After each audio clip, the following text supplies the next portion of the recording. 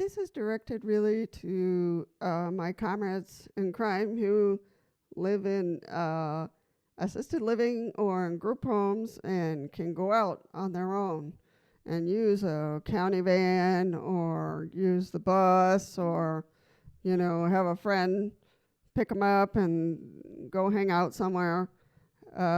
It's really important for you to talk to the staff and just remind them, especially during this time, because Medicare affiliates are calling everywhere to get you to sign up, to their program. And so, it's you have all kinds of people calling, and confidentiality is really important.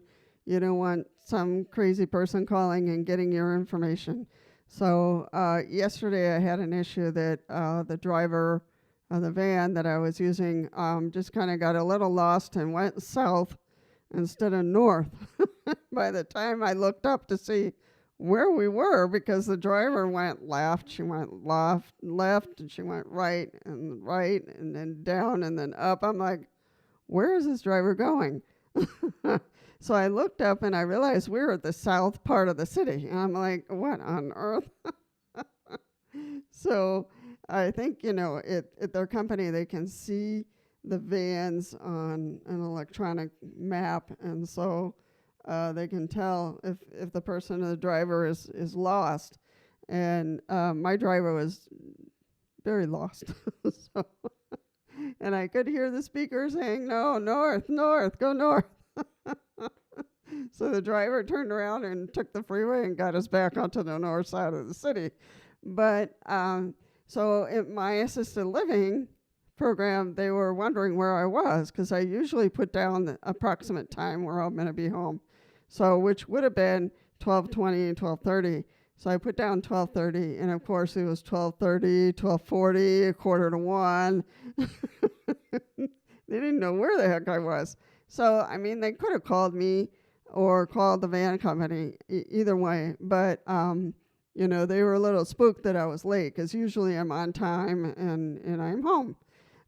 So today I gave them a copy of the van, my van ID, and so that they have it so they can call me. So, because a couple of times, the van company has goofed up, and one time they're supposed to pick me up at 3:30, the van never came. And then one guy showed up at 4, and he said there was an issue with the van at 3:30. So he said there were some other people who also needed to be picked up, and did I mind? And I said, well, they are stuck just as I was stuck. So let's go pick them up. So I didn't get home until, if they picked me up at 3:30, I would have gotten home around 4. And so, but this van came at 4, so we went to pick up 2 other people, and so I didn't get home until 5, which is pretty late from, it's an hour later. So I don't think anybody noticed that I was gone. So, but truly, I think you want that kind of backup in your program to say, hey, if I don't show up at the time I said I was, you might want to call the van company or call me, to see what's going on, make sure I'm okay, which is not a problem with that. I don't have a problem with that at all, because sometimes I do get sick, and one day I just didn't come home. I collapsed when I was at PT. So they just wrapped me up, took me to the ER, and of course my PT therapist knows me well, so she said, oh, don't worry, I'll contact your emergency person and get him over here. So so in that case, I had a good backup, and the people who were around me knew, that something was going on, and so they pitched in to help me out. So so thank you. But, things can go wrong when you're out there, and I don't want to be the negative one, but you want to have that backup, that if you don't show up, that somebody's worrying about you, that someone has a way of getting in touch with you or the van company or the bus company, whatever you used, to figure out what were your last steps, and make sure you're okay. So, that's all I can, say on that. Make sure that somebody has your back when you're out there. So yesterday I kind of ran around and made some copies of the van company, and for them to call and say, "Hey, we're missing our member. What did you do with her?" So, which would have been important, because then they would have said, "Oh, the driver got a little lost. She's on her way," and that would have helped everybody stop worrying. So I was fine. We were just on the wrong side of the city. The other thing to remind the staff, at your group home or your, assisted living, is that not to answer questions about you to anyone they don't know who it is. Especially because there's crazy phone calls going everywhere and every which way to get people to sign up for their program, because their program is better than so-and-so's program. And actually, it's none of their business. You do have some privacy. And heck, you don't know who's calling. Today I just had a member who was happy-go-lucky, going to call this person back. I'm like, who was that person who called you? I said, I don't know. It's like, and she didn't know who had called her. So it's like, you don't want to call a person back if you don't know who they are. Simple. There's a high possibility that it was a van company trying to figure out if this was a private home or an assisted living, so they could get me back to the right place. So that's probably all it was. And so I gave her the number of the van company so she can call this person back. But it was the van company, fine. But anybody else, you shouldn't be answering questions to anyone, especially this particular staff member, because I haven't given her phone number out at all. So that's what puzzles me, that this particular staff member is not an emergency contact, or she's not a contact at all on my paperwork. So I'm not sure who that person was. And so I just reminded one of the staff members, be careful who you're calling back or who this person is. You want to ask questions, because my private information shouldn't be out there. Shouldn't be. So the staff really need to be alert and aware that they should not be giving out information. If someone needs information filled out or whatever, they can send a form. Please send me a form, and I will fill it out and send it back to you. So, because then the name of the company is on there, then, and it's a little bit more legit. A little bit. So you still have to be careful of filling out forms and sending them back. So how it is. Even on our cell phones, companies who we don't even know who they are, are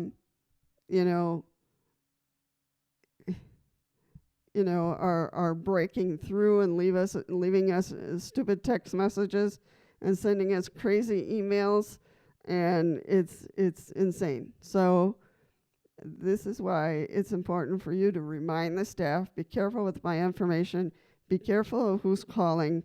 You shouldn't be giving out my information. I don't want my information just given out freely. And if you don't know who the person was and they couldn't identify themselves, then you just want to hang up. In my thought, sometimes it's hard in a group home, in assisted living, because you're giving out information left and right. And still, the staff member, when I talked to her a second time, she still didn't know who this person was. And she was itching to call him back. I said, well, if you don't know who it was, then don't call them back. They didn't identify themselves appropriately. So it's crazy, and it's just not. The staff really need to be careful, and we need to be careful with our cell phones. We need to be careful when we're on the internet, and not to be clicking on every little thing we see, or clicking on games that you don't know what are connected to, because these games are connected to a whole bunch of commercials and a whole bunch of companies that are eager for you to click on them and try to purchase something, or they're going to offer you free whatever. And so it's tempting to say, oh, I can get some free whatever. And it's not free for whatever, because then you have to pay taxes, and you have to pay shipping, and then you get yourself all tangled up in paying someone who you don't even know. Then they got your phone number, then they have your address, and it's crazy. So I'm just saying, have someone, that's going to have your back when you're out there, and have the staff be reminded of privacy, especially in this day and age where you have Medicare affiliates calling like crazy. You have, SSA, Social Security Administration, trying to break into your confidentiality, which I think should be prohibited, and calling and asking questions that they should be asking you. If they call to ask you questions, that's fine. Then you choose who, you give information. But you also have to be careful, because you have no proof that the person is from Social Security. So especially when it's on the phone, you have no proof that that person is really from Social Security. It could be the FBI, it could be a drug lord, it could be anybody. So you need to be careful. I think that, if someone calls you saying, oh, this is from Social Security Administration and we need blah, blah, blah, and so, well, if you want blah, blah, blah, then you need to send me a form, and I'll be happy to fill it out and send it back to you. And your address and information should be correct. So, because I'm going to check you up. So in this era of electronics, this era of stealing people's information, is very difficult to keep you and keep your information safe. And I'm just saying, we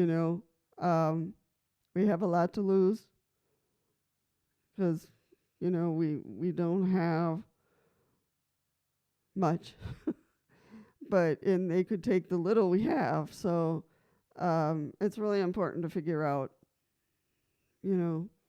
how to keep ourselves safe in all different kinds of ways. When you go out online, by phone,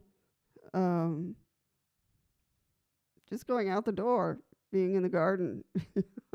I'm one that, my body responds differently to different environments, and and I haven't, my old tickler is not working very well, so I have to be careful when I go out.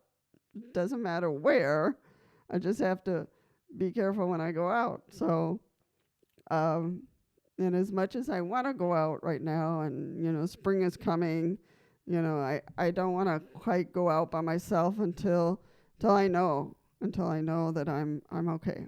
So those are my suggestions.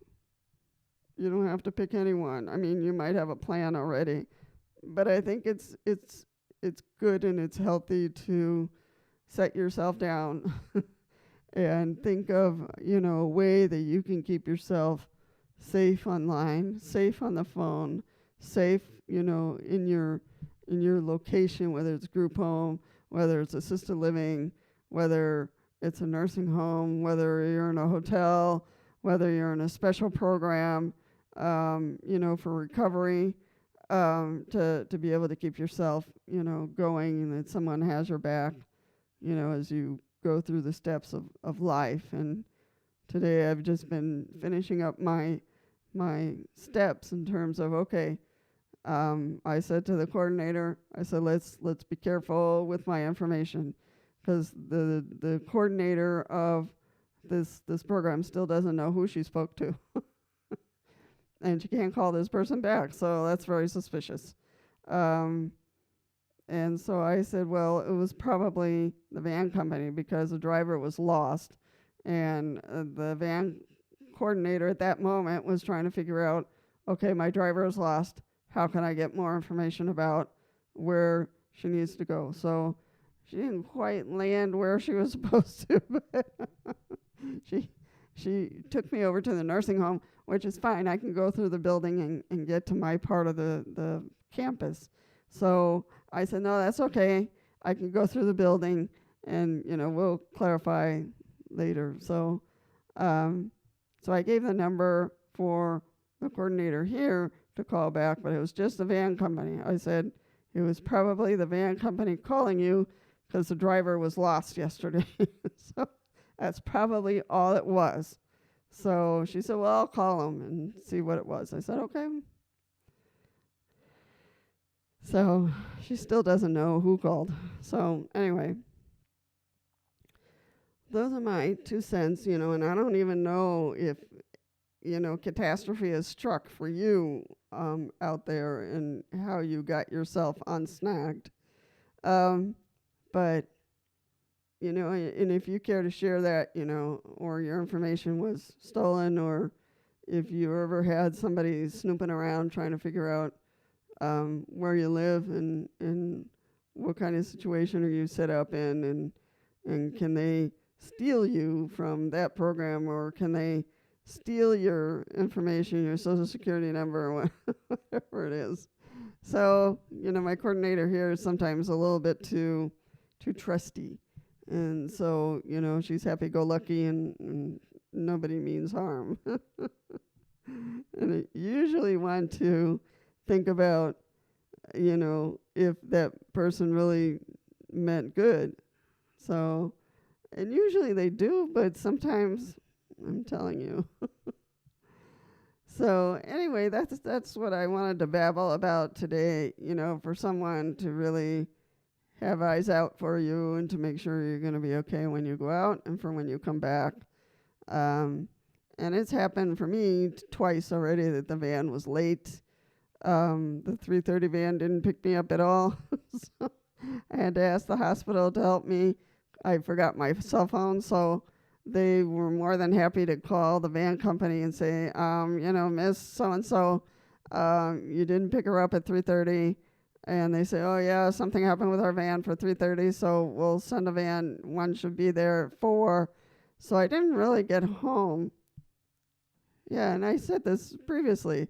The 4 o'clock van arrived, and he said, I have other people who were stuck. I said, let's go pick them up, because they were just as stuck as I was. And, the more, I don't know if it happens to you, but the more I'm seated, and without the opportunity to lie down and stretch out, the more pain I'm in.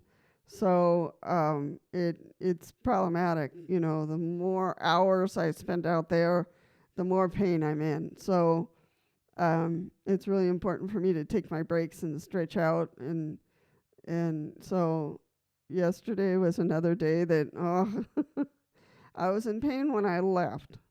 And so then I had to sit there. Well, I got the van on time, but then we were lost, and my pain was just going through the roof.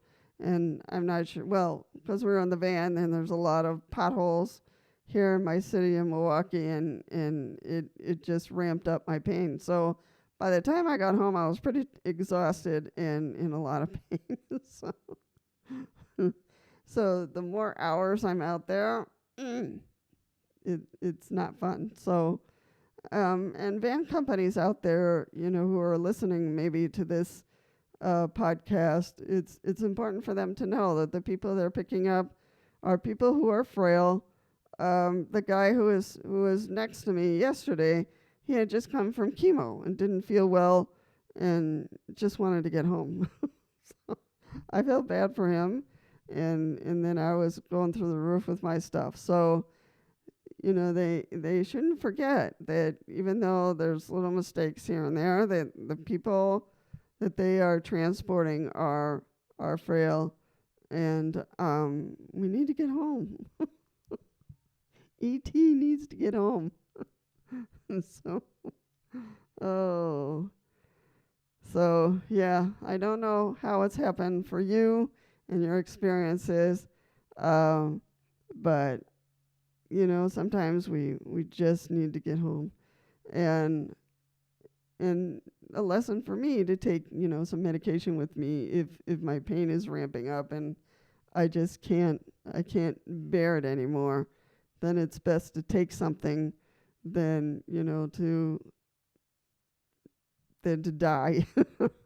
So it's like, oh, I was trying to find a position I could be in to bring the pain down, and it was just awful. So I didn't really want to talk to anybody at that moment, and I just went to lie down and rest. I didn't even have lunch because then I had a meeting almost right after I got home. So oh boy. And anyway, those are the adventures when a person with a disability goes out to just hang out or go to a doctor's appointment, which was really what I went to do.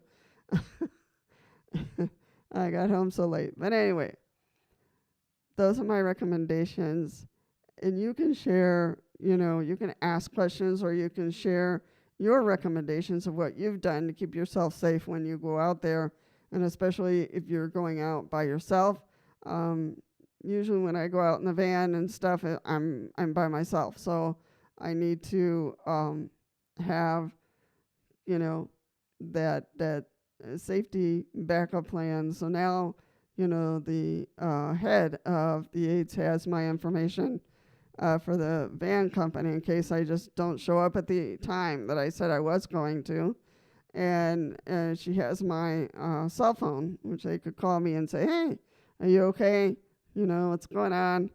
So, and it might happen one day that they might have to just come and pick me up, but we'll see. I know our van is ill, so I don't know when we're going to get it back, but anyhow. So before I continue to babble and bore you to death, that is it for this podcast and this Wheelchair Wednesday chat. And feel free to share your thoughts about keeping yourself and your information private and making sure that you have somebody who has your back. When you go out, is that person to know that you went out, and what time do you calculate you're going to be back home? And if you're not home by that time, what should be the plan? So should they give 15 minutes, a half an hour before they start worrying, or what? Or should you call the house to let them know that you're out there, that that you need to catch the next van, or somebody's coming to pick you up, or what the issue is. So I'll leave it at that. Feel free to share any plans, any suggestions that you might have for people in wheelchairs who tend to travel alone. All right. Take care, everyone. Stay warm. Here we went from 73 degrees to 20 today. So I'm not going outside. All right. Take care, and I'll see you in the next one.